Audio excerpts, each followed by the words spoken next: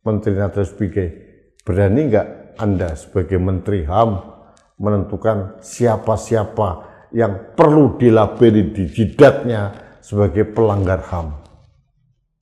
Pelanggar HAM berat, dan itu ada di semua lini, bahkan ada di pemerintahan.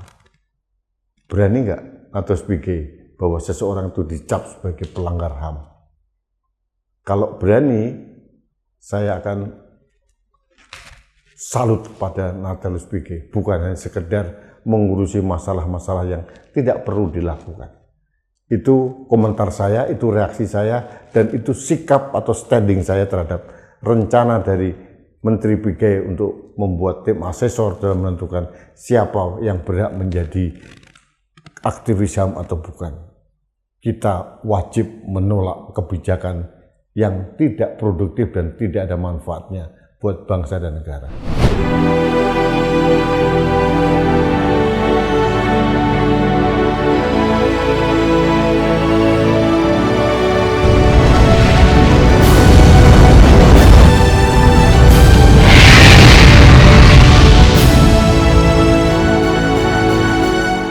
Halo sahabat Indonesia, kita bertemu kembali dalam Opini Rudy di Anak Bangsa TV.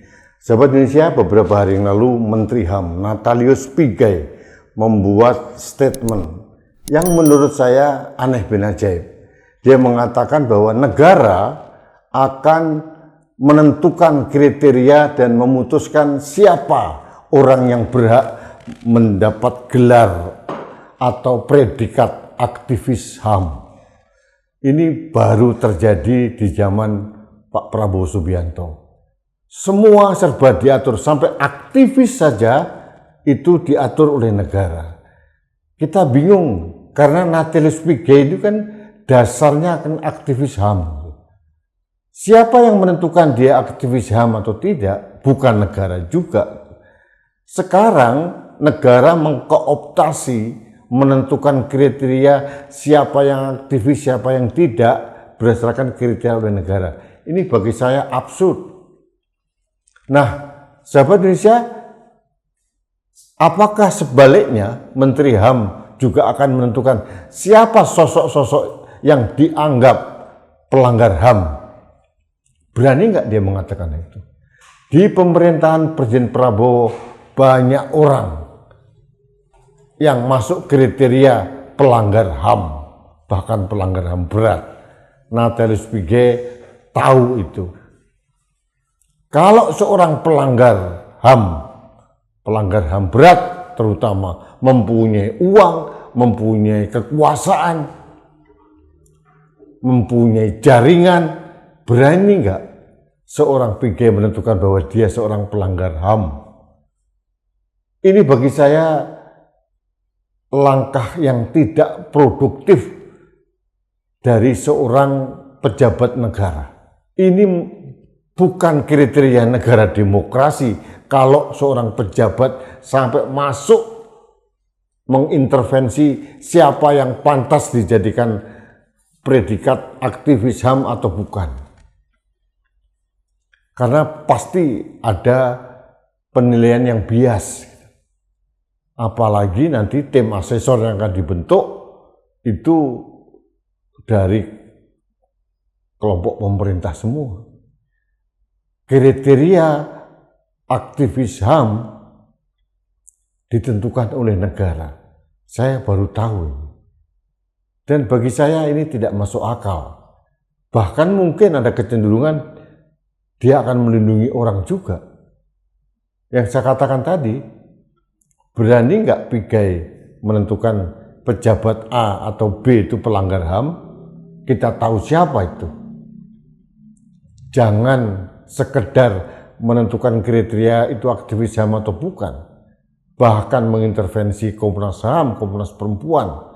Nanti Pigai akan masuk ke relung lagi menentukan siapa yang berhak menjadi aktivis pro-demokrasi, aktivis perempuan, aktivis anak-anak. Semua ditentukan oleh negara. Ini bukan negara demokrasi, ini negara otoritarian.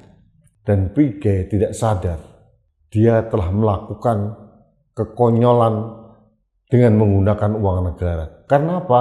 Karena tim asesor nanti pasti itu pakai uang APBN, uang negara. Uang rakyat yang dikumpulkan untuk menentukan rakyat siapa yang berhak mendapat predikat aktivis HAM.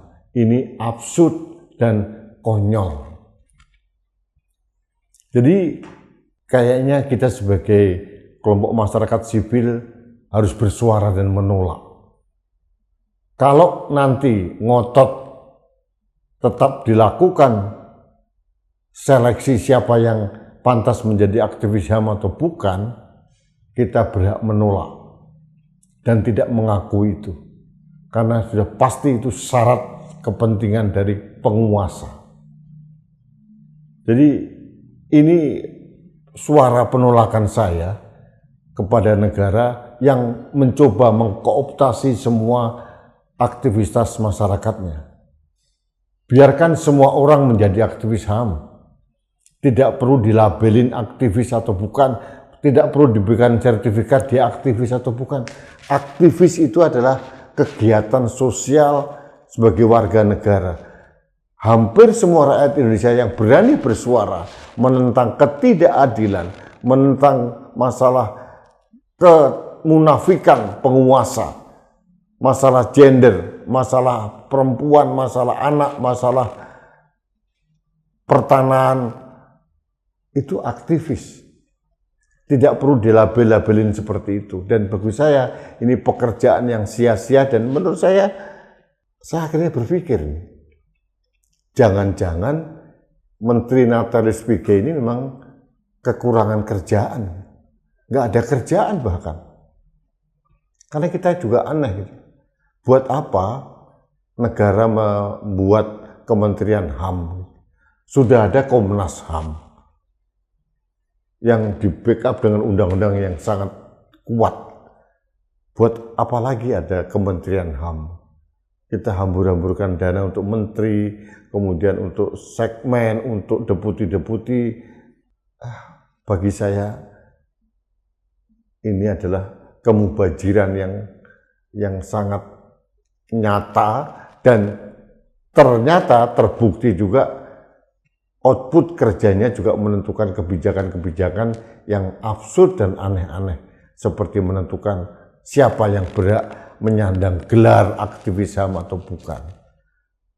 Terakhir, tetap saya ingin challenge Menteri Natalius Pigai, berani nggak Anda sebagai Menteri HAM menentukan siapa-siapa yang perlu dilabeli di jidatnya sebagai pelanggar HAM? Pelanggar HAM berat, dan itu ada di semua lini, bahkan ada di pemerintahan. Berani nggak Natalius Pigai bahwa seseorang itu dicap sebagai pelanggar HAM? Kalau berani, saya akan salut pada Natalius Pigai, bukan hanya sekedar mengurusi masalah-masalah yang tidak perlu dilakukan. Itu komentar saya, itu reaksi saya, dan itu sikap atau standing saya terhadap rencana dari Menteri Pigai untuk membuat tim asesor dalam menentukan siapa yang berhak menjadi aktivis HAM atau bukan. Kita wajib menolak kebijakan yang tidak produktif dan tidak ada manfaatnya buat bangsa dan negara. Terima kasih sahabat Indonesia, kita bertemu kembali dalam Opini Rudy selanjutnya. Sampai jumpa.